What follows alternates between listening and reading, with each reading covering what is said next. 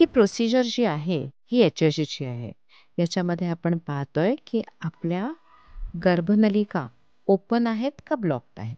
नैसर्गिक गर्भधारणेसाठी आपल्या गर्भनलिका ओपन असणं खूप महत्त्वाचं असतं. म्हणूनच आपल्याला जर नैसर्गिक कन्सीव्ह होण्यासाठी वेळ लागत असेल, तर डॉक्टर आपल्याला HSG करण्याचा ॲडवाईस देतात. बहुतेक वेळेला HSGसाठी ॲनेस्थेशियाची गरज पडत नाही.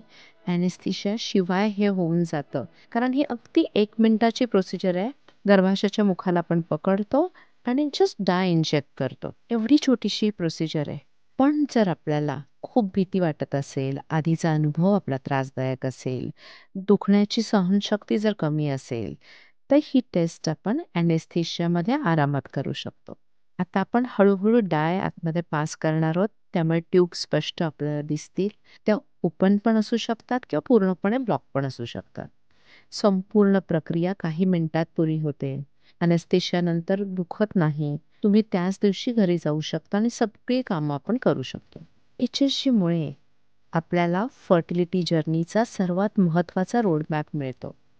आणि कधी-कधी डायच्या प्रेशरमुळे छोटे-छोटे जे ब्लॉक्स असतात, ते आपले आप उघडले जातात आणि कन्सीव्ह होण्याची प्रोबॅबिलिटी 25% ने वाढते.